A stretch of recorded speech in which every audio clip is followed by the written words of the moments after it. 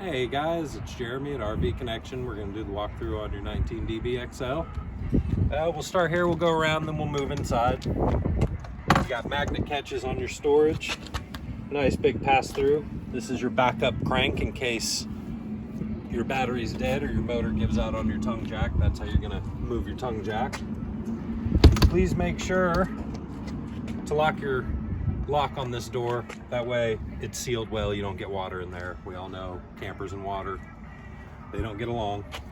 Like we talked about before, if you guys ever get into the solar, make sure you get the Furrion plug to be able to plug that in. This button here is going to control your front stabilizer jacks. The rule on stabilizer jacks is you're going to run them down until they both touch the ground. When you hear the tone change in the motor, that's when you stop. It's just to keep your trailer from rocking, it is not to level it. Moving around front, you got your 2 propane tanks up here. Make sure those are open whenever you need hot water, want to cook, all that good stuff. When you're using your camper, it's okay to just leave these on. Here's that front tongue jack. Up and down, got a little work light here. And then in the event that you have to use that manual backup, it is right here under this cap. You do have a battery quick disconnect back here. Whenever you guys are not using your trailer and storing it, turn that to the off position and pull the red key out.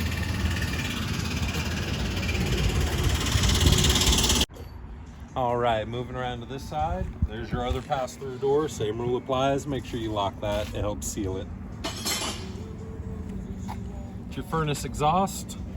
I believe you guys picked up the screens. They're going to go over this. They're super easy to install. You just hook the spring to the screen, spring to the bracket, and that'll keep the mud daubers out. When your furnace is on, stay away from this. Hot and dangerous, okay? City water connection. That's where you're going to plug the water hose in. It gives you pressurized water. This is the freshwater tank. If you guys ever go traveling, need to take water with you, this is where you're going to fill the water up here. Power cable is attached to your unit. It's gravity feed. Pull it out, plug it in. When you're done, unplug it, stuff it back in the hole, and it'll roll itself up.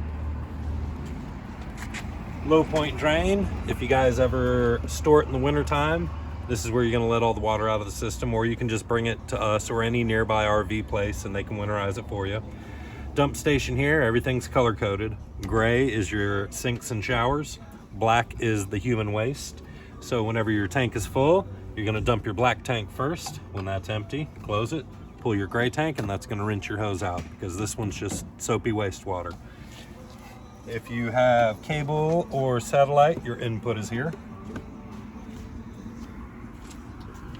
It is prepped for that rear camera. Water heater is propane only. It does have direct spark ignition, DSI, so you don't have to worry about lighting a pilot light. It takes care of itself. Here is the breaker, the reset, the outside reset, in case you ever need to know.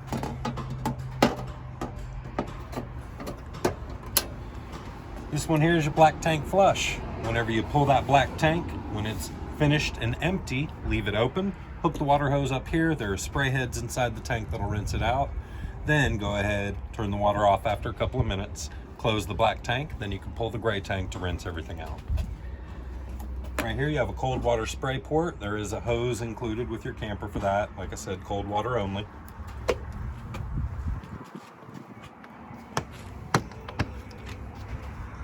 All right, outside kitchen, you got your quick connect hose for your propane. And that is located here at the bumper.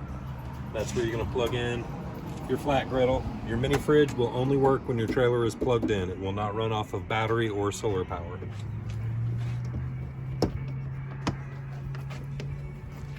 Rear stabilizer jack control, same as the front. When both legs hit the ground and you hear the tone change, stop. Cable output, power output, so you can set a little TV out here on a table, hang out underneath the awning.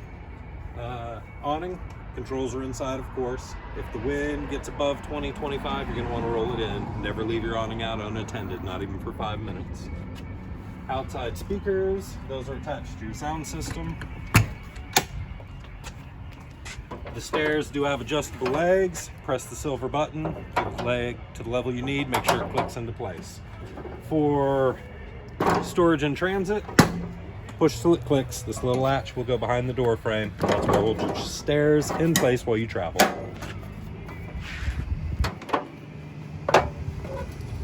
All right, now we're moving on to the inside. Fire extinguisher is always located within 18 inches of the main entry. We always stick it right next to the door. Hopefully you guys never have to use that. If you do, simple, pull the pin, point at the fire, push the button. Here's your control panel. Battery, fresh, black and gray. This will tell you your levels. If you are plugged in, the battery will always read full. If you need a true reading on the battery, unplug and then hit this button.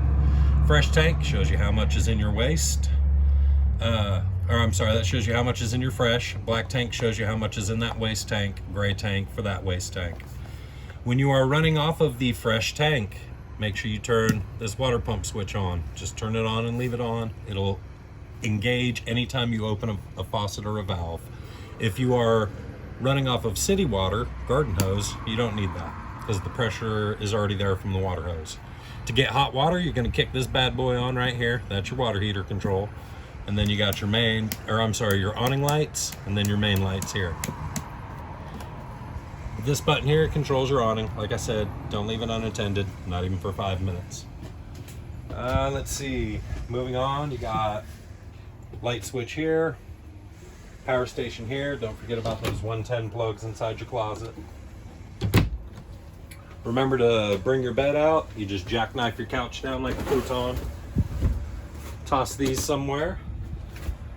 And then unlatch your bed and bring it down. Don't forget when you're putting it away to pull the release latch. We've had some people forget about that, and you can rip the arm up right here. So please make sure you pull your release latch whenever you're ready to put the bed away.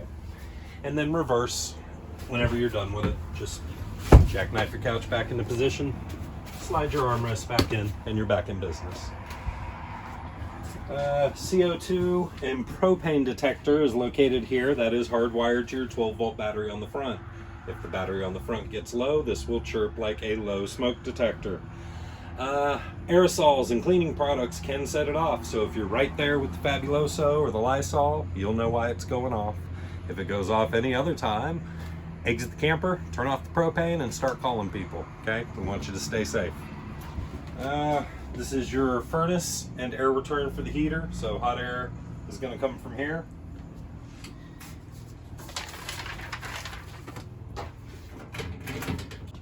All right, now to start your stove, you do have igniters on your burners. For the oven, you're going to have to use either a long lighter or a long match. But to light your stove top, you're going to turn your knob to the light position and crank your igniter. Fire starts, and then just set it to whatever setting you need it to. Your stove, a little bit different. Your oven. Oven's a little bit different. You're going to turn your knob to the pilot position. You're going to push and hold it. I would give it a few seconds just to make sure that the line has purged all the air. Then you're going to reach in here with your lighter or match, and right back here on the bottom right, there we go. That's where your pilot light is. That's where you're going to be lighting. After you put the match to it, hold this down for about 10 more seconds. When you release that light, the pilot light should stay lit. Then you can turn it to whatever temperature you want, and you'll see the burner ignite underneath there. 12-volt electric refrigerator, which is awesome. You get twice the storage as those propane hybrids. I could fit my entire arm in here. You do have to be plugged into shore power to get this thing down to operating temperature. After it's down to operating temperature, the 12-volt battery up front will keep it cold, like if you're in transit or if you're running solar. Back here, you've got your vanity for your restroom. You got your sink, medicine cabinet, your main GFCI plug. If any of your 110 plugs don't work, this is the first breaker to check. If this one's okay, then you're going to check your main breaker box, which is located under your fridge, and it's got breakers like at home and fuses like in a car. Right here is your thermostat. Thermostat works just like the one at home. Controls AC and furnace, so easy peasy there. Moving on to the bathroom.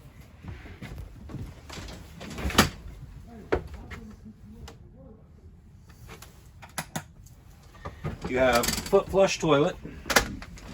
You're going to hold this lever partially down to fill. I don't have the water pump on, that's why it's not running very much. After you get it to your desired water level, release, do your business, and then all the way down to flush, okay? And then shower, you've got the plastic backer, so nothing to explain here, just like a regular shower. Above your toilet, you do have an exhaust fan. You'll crank the handle to open the hatch, and the switch in the corner will activate your fan, opposite to undo it. Bunk area, you've got storage underneath. Each bunk gets a USB charging station, and it gets its own light. Those are push button operated, and they have a privacy curtain as well. Moving on from there, you've got your dinette. It converts into more sleeping. You'll see the instructions here. It's all pressure fit. You pull it apart, tabletop goes in between, rearrange your cushions, opposite to turn it back into a table. Your TV would mount here. There's a backer here, and this is where your cables are going to go. Your hookups are inside the cabinet. Radio is connected to the inside and outside speakers. You have HDMI, auxiliary, USB, Bluetooth, the whole shebang on that one. Air conditioner. You have dump vents on your AC. If you come in on a hot day, you can open these. It's going to dump all the cold air right here. When you close them, it pushes it back through the ducting.